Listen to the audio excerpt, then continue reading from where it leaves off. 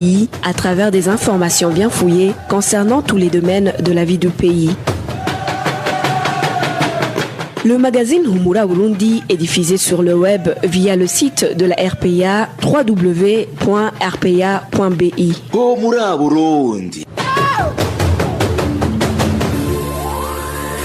À la présentation, Nadej Irakoze. Nous sommes lundi 10 août 2020. Bienvenue dans le journal du magazine Humura Burundi, dont voici les principaux titres. Sit-in ce lundi devant l'ambassade du Burundi au Rwanda. Des Burundais bloqués dans ce pays suite au coronavirus. Depuis plus d'un mois, ils ont sollicité la facilitation de retourner dans leur pays d'origine sans succès. Certains retraités de l'armée burundaise demandent au gouvernement de les régulariser. Ils viennent de passer 7 mois sans percevoir leur pension. L'impunité des crimes commis dans le pays est l'un des facteurs qui favorise le comportement des enseignants qui abusent sexuellement leurs élèves. Dans ce journal, vous allez suivre un pédagogue. Voilà pour le sommaire. Ingénieur Égide Mnemelo est à la cabine technique.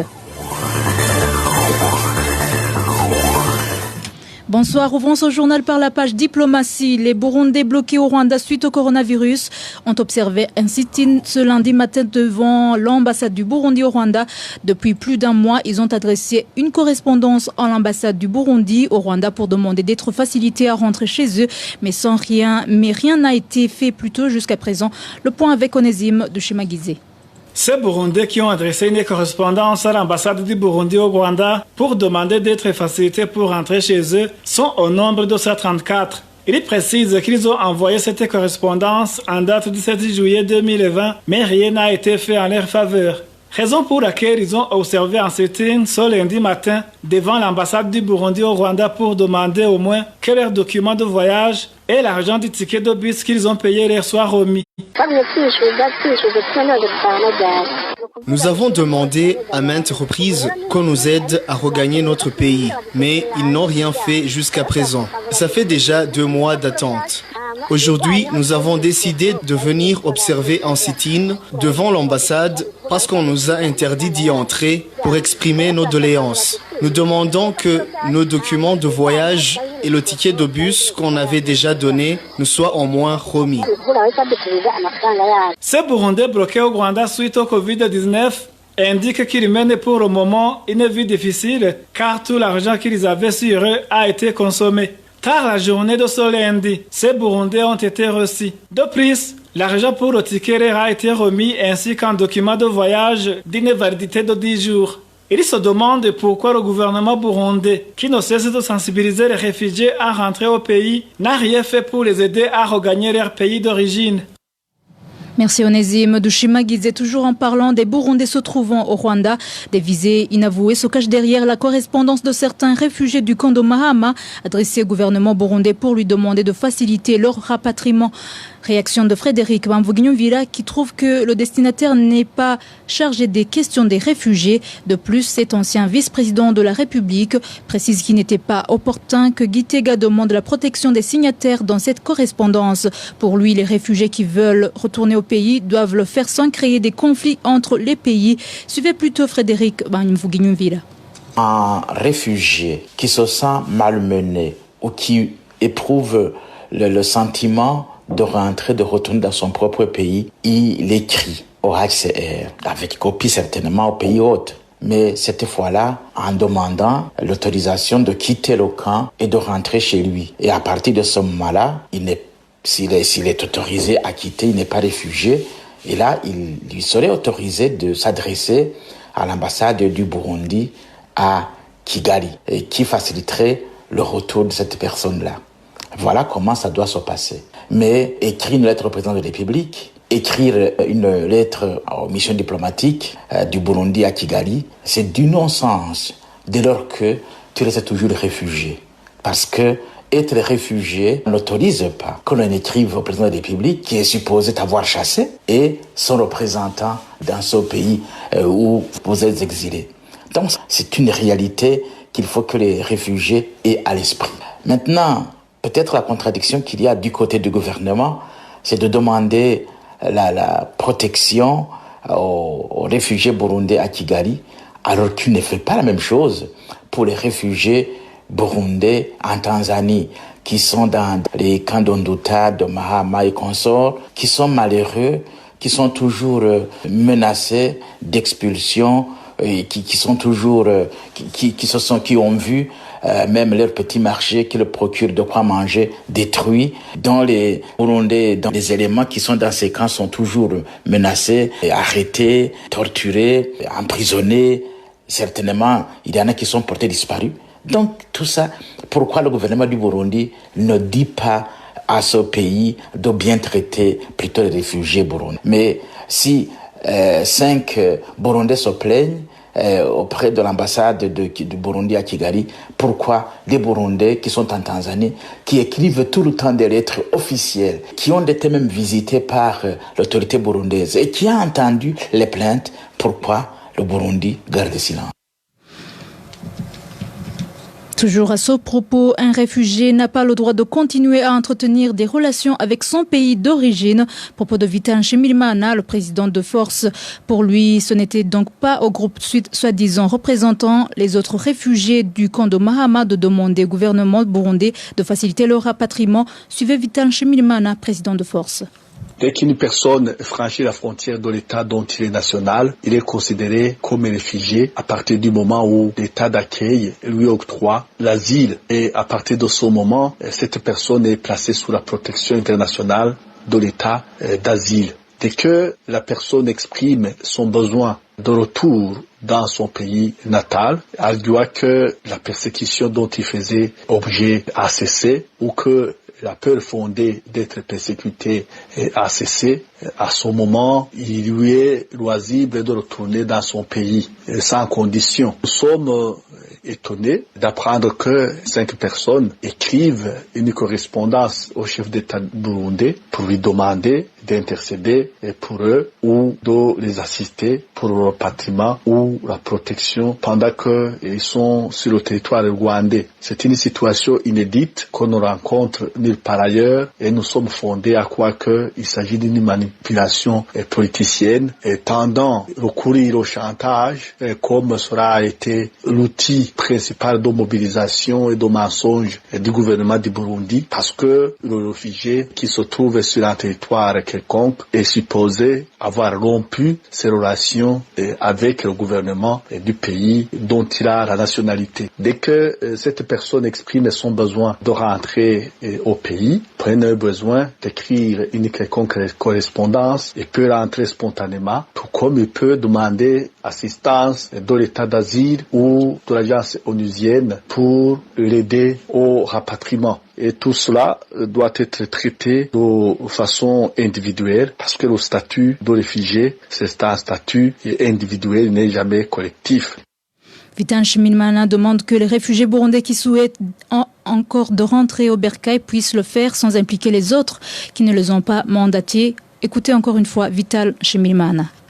Bon, nous avons appris que depuis 2017, les réfugiés qui se trouvent sur le territoire tanzanien ont constamment demandé à l'État du Burundi d'exiger à la milice Imbonerakure et au service national de renseignement de cesser les infiltrations ainsi que les attaques contre ces réfugiés. Mais nous n'avons jamais vu l'État du Burundi, le gouvernement du Burundi intervenir ou réagir pour réfuter ou redresser la situation. Donc nous sommes doublement étonnés de voir que 5 personnes écrivent une correspondance au gouvernement de l'État persécuteur pour demander le rapatriement ou la protection et qu'il y ait une réaction spontanée de la part du gouvernement du Burundi. Ceci conclut à une manipulation politicienne qui vise à faire le chantage à l'endroit de la République voisine du Rwanda qui est souvent reproché de soutenir ou de prendre en otage les réfugiés, ce qui est totalement faux et archi-faux. Retrouvez les différentes productions de la RPA sur Facebook, YouTube, Twitter et sur www.rpa.bi. En page gouvernance, certains retraités de l'armée burundaise de l'année 2019 qui n'ont pas encore eu leur pension de l'INSS demandent d'être régularisés. Certains d'entre eux disent qu'ils se sont rendus plusieurs fois au siège de l'INSS à Bujumbura pour demander la situation, mais sans succès. Le point avec Emmanuel Nyungeko. Ces militaires en retraite sont composés par des hommes de troupes, des sous-officiers et des officiers. Certains d'entre eux devaient partir en retraite en 2018, mais ils ont eu une année de prolongation. Depuis décembre 2019 jusqu'à aujourd'hui, ils n'ont pas encore reçu leur pension. Celui-ci de la catégorie des hommes de rang indique qu'il s'est déjà rendu au siège de l'INSS, mais sans succès. Nous, les militaires retraités depuis 2019, avons un problème avec l'INSS. Il y a de l'argent qu'on a cotisé quand on était encore en fonction, qui allait nous aider au moment de la retraite. En principe, on devrait percevoir cet argent conçu comme salaire à la fin du mois de février, mais nous ne savons pas où réside le problème. Si nous y allons pour demander, on nous dit toujours d'attendre. Ces militaires sont inquiets dans la mesure où il y a d'autres qui ont été régularisés. Il y a ceux qui proviennent de Muyinga, Rutana et Makamba qui paient un ticket énorme lorsqu'ils vont faire des réclamations. Nous ne savons pas quoi faire. Nous sommes inquiets car il y a ceux qui ont été régularisés alors qu'on a servi un même patron. Cela fait déjà 7 mois. Nous demandons au gouvernement pour lequel nous avons presté de nous rétablir dans nos droits. À ce sujet, la rédaction a essayé de joindre par téléphone fixe le général Emmanuel Miburo, directeur général de l'Institut national de sécurité sociale, mais sans succès. Entre-temps, une des autorités du dit institut, qui a requis l'anonymat, nous a signifié que les militaires en retraite non encore régularisés sont ceux qui ont des dossiers incomplets. Elle en appelle les concernés de saisir individuellement cet institut. Merci Emmanuel Nyungeko. Les ministères de l'Éducation et de la Santé devraient se concerter pour régler le problème des lauréats des écoles paramédicales privées situées en province Makamba et Rumonge qui viennent de passer toute une année sans avoir leur diplôme. Réaction du président de la coalition, Sephora Roucha, expert en éducation. Chovino Mugwengezo souligne que cela montre la mauvaise gouvernance dans le pays et par conséquent, cela va causer une grande perte pour le pays et pour ses lauréats. Suivez Chovino Mugwengezo. Nous qualifions cette situation de situation atypique. Elle est atypique dans la mesure où lorsque un élève termine son cursus scolaire, ce cursus scolaire doit être sanctionné par un diplôme. Ça, c'est dans les conditions normales des choses. Ça, c'est une chose qui est tout à fait normale. Mais aujourd'hui, et ce n'est pas seulement cette année, c'est une situation qui a prévalu durant l'exercice du pouvoir du sein de l'FPD. Soit les promoteurs de ces écoles-là sont en froid avec le pouvoir. C'est-à-dire que c'est peut-être qu'ils sont identifiés comme des promoteurs qui ne soutiennent pas ou qui ne sont pas membres du sein de l'FPD au pouvoir. Et même à supposer que c'est pour des raisons d'analyse des dossiers individuels, ça ne peut pas durer 12 mois. Et cela, ça peut avoir une conséquence sur ces enfants-là. Parce qu'ils vont maintenant se donner à la hausse.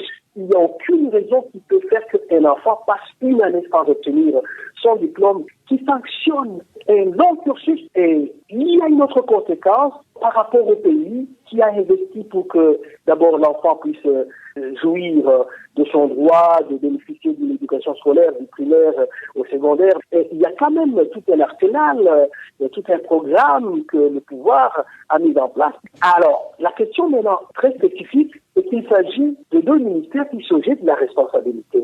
Le ministère de l'Éducation nationale se dit ce n'est pas dans mes attributions, ce n'est pas dans ma responsabilité d'octroyer ces diplômes à ces enfants-là. Le ministère de la Santé, pour sa part, se dit ce n'est pas dans ma responsabilité d'octroyer ces diplômes à ces enfants-là. Et là, c'est une conséquence du fait que c'est un pouvoir qui est incohérent et lorsque un gouvernement est bien établi, lorsqu'un gouvernement a les pieds sur terre, chaque ministère a un cahier de charge. Et c'est dommage pour moi. Donc, ils doivent faire en sorte que cette situation puisse trouver rapidement une solution. Sinon, c'est une honte. C'est une honte pour un pays. C'est une honte pour un gouvernement. C'était Chevino Mugwengezo, président de la coalition CEFOR Arusha. Et en page droits de l'homme, le comportement des enseignants qui abusent sexuellement leurs élèves est consécutif à l'impunité qui règne dans le pays. Réaction de Lalini Wizi qui suit de près les questions de l'éducation au Burundi. Et Lalini Wizi indique que le comportement de l'enseignant Jean-Claude Bizohera, accusé d'abuser sexuellement ses élèves et d'avoir engrossé 2 d'entre elles, devrait être sévèrement sanctionné. Et Lalini Wizi demande aux autorités habilitées de mettre en place des lois visant à décourager ce genre de comportement devenu viral. Lalini Wizi. Je déplore la délinquance de ces enseignants qui entretiennent des relations d'adultère avec leurs élèves, avec des mineurs, encore sur le banc de l'école, et jusqu'à les rendre enceintes, et qui par surcroît récidivent. Ces hommes-là, qui se prévalent l'appartenance au groupe des Imbonerakure, constituent un danger pour la société. Non seulement pour ces enfants victimes, mais aussi pour la société tout entière, parce qu'ils peuvent s'attaquer à n'importe quelle fille. Dans le cas de figure de Jean-Claude Bizohera, il a quand même dépassé les limites. Il faut protéger ses enfants. Il faut l'arrêter, l'emprisonner, le juger de manière sévère pour décourager parce que c'est un criminel. Il a bloqué la vie des jeunes filles. Une fille de 7e année, une fille de 8e année. Ce sont de petites filles qui ont besoin d'être éduquées. Et cet homme-là, il doit réparer et payer pour faire grandir les 2 enfants. L'enfant devenu mère de manière prématurée, mais aussi le bébé qui est issu de l'inceste. Quand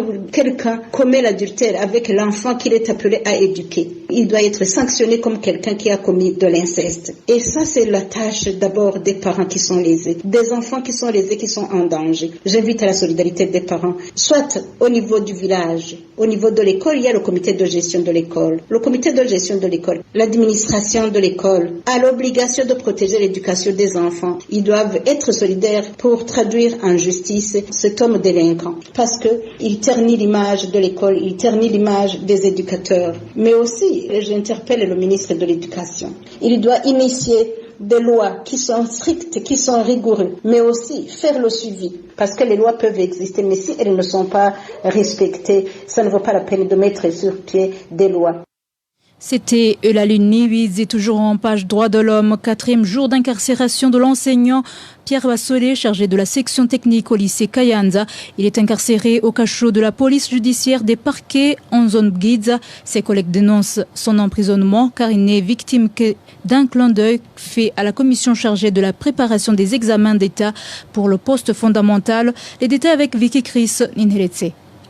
Pierre Bassolé, en enseignant au lycée Kayanza, est également titulaire et concepteur des cours d'informatique des télécommunications. Il a été arrêté vendredi de la semaine dernière, puis conduit au cachot de la police judiciaire, situé au quartier Jabé, en zone Bgiza. C'est au moment où il répondait à un rendez-vous du président de la commission chargé de la préparation de l'examen d'État à Bujumbura, selon ses collègues. Pierre Bassolé serait victime d'avoir dénoncé les irrégularités qui ont émaillé la passation de l'examen d'État de cette année. L'enseignant en question a adressé une correspondance à la commission chargée de cet examen et une copie de la dite correspondance a été donnée au ministre de l'Éducation et de la Recherche scientifique, selon toujours ses collègues, ce qui n'a pas plu les responsables de cette commission. Certains professionnels dans le domaine de l'éducation indiquent que l'enseignant Pierre Bassolé devrait plutôt être récompensé car ce qu'il a fait est louable afin que les élèves ne soient pas victimes de ces irrégularités. À ce propos, nous avons encore une fois essayé de joindre Gaspard Ebanyangimbona, le ministre de l'Éducation et de la Recherche scientifique. Son téléphone est sonné sans que personne ne décroche. Nous avons également essayé de contacter le chargé de la commission de préparation de l'examen d'État. Lui aussi n'a pas décroché son téléphone.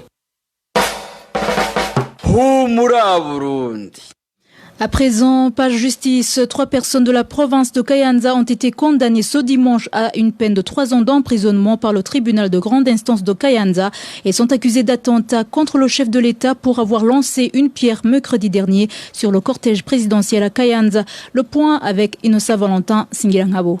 Augustin Manirishura, Mademoiselle Shadia Mbaririmana et Christophe Ndaishimiye, tous les 3 ont été condamnés ce dimanche à une peine de 30 ans d'emprisonnement prononcée par le tribunal de grande instance de Kayanza. Les 2 premiers sont des pompistes à la station Engen. Le 3e, c'est un mécanicien à la même station. Tout a commencé mercredi dernier lors du passage du cortège présidentiel sur la route nationale Kayanza-Ngozi. Le président Évariste Ndaishimiye venait d'une activité officielle officielle en commune Matongo de la province de Kayanza. Vers 16h30, certains véhicules de son cortège ont été touchés par des pierres qui auraient été jetées à partir d'une station-service des environs, témoignent les habitants de Kayanza. Aussitôt, 5 personnes ont été appréhendées, dont 2 journaliers de la même station pétrole. Notre source à Kayanza révèle qu'elles ont été accusées de non-assistance à personne en danger en qualité du président de la République d'abord. Après l'interrogatoire mené par l'officier de police judiciaire, 2 présumés ont été relâchés. Les 3 restantes ont comparu devant le tribunal de grande instance de Kayanza dans un procès de flagrance ce dimanche. Cette fois-ci, le procureur de la République à Kayanza les a chargés d'attentat contre le chef de l'État parce que ces pierres ont été jetées en provenance de leur station-service. Après le procès, les 3 ont écopé d'une peine de 30 ans d'emprisonnement. Les 3 condamnés rejettent les accusations, disant qu'ils ne pouvaient pas se hasarder à assassiner le chef d'État en utilisant les pierres, voire la vitesse d'allure du cortège du président de la République. Merci Nossa Valentin Singirangabo, le président de la commission Vérité et Réconciliation sévère en sigle, a promis aux rescapés des massacres des Tutsis du site de Wugendana de se concerter avec l'État pour construire un mémorial en mémoire des victimes de Wugendana. De plus, Pierre Claver Ndayishimiye demande à ces rescapés d'aider la commission en révélant la vérité sur les massacres de Wugendana. Les détails avec Clovis Nyonzima. Dans son allocution présentée au cours des cérémonies de la 24e commémoration des massacres de plus de 600 Tutsis du site de Wugendana, le responsable du site a demandé qu'au lieu de les renvoyer sur leur colline d'origine, que le site de Wugendana soit transformé en un village de paix. Ces déplacés ont expliqué qu'ils sont toujours sous le traumatisme de ce qu'ils ont vécu. Nous demandons plutôt la réhabilitation de nos maisons. Que la mise en exécution de ce projet ne trouble pas nos cœurs à nouveau, mais qu'il cherche plutôt comment tranquilliser le cœur, car quitter l'endroit où tu as vécu pendant plus de 24 ans ne peut pas tranquilliser personne. Il pourrait changer au moins le site en village de paix, et ça sera une occasion de cohabiter avec tous ceux qui le veulent dans un vrai village de paix. Les rescapés des massacres ont demandé que la vérité sur les massacres de Wugendana soit connue. Le président de la CVR a quant à lui demandé aux rescapés de collaborer avec la commission en révélant la vérité qu'ils détiennent sur ces tueries. Pierre Claver Ndayishimiye a promis aux rescapés de plaider pour la construction d'un monument au gouvernement. Dans nos pensées d'aujourd'hui, cette place ne doit pas rester comme ça. En français, il y a ce qu'on appelle monument de la mémoire, les sites mémoriaux, c'est comme ça qu'on les appelle. Nous allons en parler avec les dirigeants du pays et mettre sur programme pour voir comment cet endroit soit rendu propre, de telle façon que même les visiteurs qui passent à cet endroit, que ce soit en Hutu, en Tutsi ou toi, rentrent avec une leçon. L'attaque sur le site des déplacés de Wugendana a été faite par des rebelles du mouvement CNDD-FDD, encore au Maki. C'était un matin en date du 21 juillet 1996. Ils ont tué 648 Tutsis. Merci Clovis Nyonzima. Toujours en page justice. Détention depuis 9 mois et 19 jours des 4 journalistes du groupe de presse Iwachu à la prison de Bubanza. Le tribunal de grande instance de Bubanza et la cour d'appel de Nahangwa les ont condamnés à un emprisonnement de 2 ans et demi ainsi qu'au paiement d'une amende d'1 million chacun. Christine Kamikazi, Agnès Ndilubusa, Terence Mhodzenzi et Gide Harerimana ont été arrêtés dans la commune Musigati de la province Bubanza alors qu'ils s'y rendaient pour enquêter sur les combats qui opposaient ce jour-là les forces régulières et les rebelles. Ces journalistes ont été condamnés pour tentative impossible de complicité à l'atteinte de la sécurité intérieure de l'État. Les associations des défenseurs des droits humains nationales et internationales ne cessent de plaider pour la libération de ces journalistes qui, selon elles, ne sont victimes que de leur métier. Dernier dossier du journal avec la page sécurité. Le bilan sécuritaire pour la semaine écoulée est lourd. 13 personnes tuées en tout à travers tout le pays. 10 parmi les victimes ont été tuées et brûlées dans leur maison. Le bilan hebdomadaire de la sécurité avec Emmanuel Ndayishimiye. En province Muyinga, 5 personnes ont été tuées et brûlées. Zéphérin Nirandekoura, âgé de 45 ans, sa femme et leurs 3 enfants ont tous été brûlés dans leur maison si la Corine et zone Rugari, commune Muyinga, mercredi dernier. Les conflits fonciers seraient à l'origine de cet assassinat. 2 personnes ont été arrêtées pour des raisons d'enquête. En commune Issare de la province Bujumbura, 3 personnes ont été tuées et brûlées dans leur maison. Tous sont des enfants de la même famille de la Corine et zone Nyambouye. Les parents des 3 enfants victimes de cet incendie ont été arrêtés pour des raisons d'enquête. Même chose dans la province Ngozi. 2 personnes ont été tuées et brûlées. Comme Machumi, âgé de 68 ans, et son fils a été brûlé par un groupe qui n'a pas été identifié si la Corine et Chanamo, commune Kiremba, samedi dernier. Nos sources à Kiremba indiquent que Kom était accusé de sorcellerie. 4 personnes ont été arrêtées pour des raisons d'enquête. Une personne qui n'a pas été identifiée a été poignardée si la Corine Buvumbi, commune Gashoho, province Muyinga, samedi dernier. Les motifs de cet assassinat restent inconnus. Les administratifs indiquent que les enquêtes sont en cours. Lundi dernier, une femme d'Ino de Chantare Muka Murenzi, âgée de 32 ans, a été étranglée par son mari si la Corine Nyakarama, zone Kienzi, commune Bugabira, province Kirundo. Les conflits familiaux seraient à l'origine de cet assassinat. La dernière personne tuée au cours de la semaine dernière est de la province Gitega. Juvenal Bamamirubusa, âgé de 47 ans, a été tué à coups de gourdin si la Corine Nyakibingo de la commune Bugendana par ses 2 fils. Les conflits fonciers seraient à l'origine de cet assassinat. Ces 2 fils ont été arrêtés. Merci Emmanuel Ndaishimiye. Et voilà, c'est ici que nous clôturons le journal du magazine Humura Burundi de ce lundi 10 août 2020. Merci de nous avoir suivis. Merci à toute l'équipe rédactionnelle. Merci également à ingénieur Egide Mwemero pour sa bonne collaboration technique.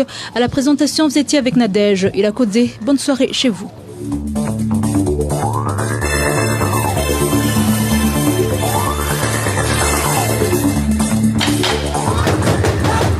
C'était le magazine Humura Burundi.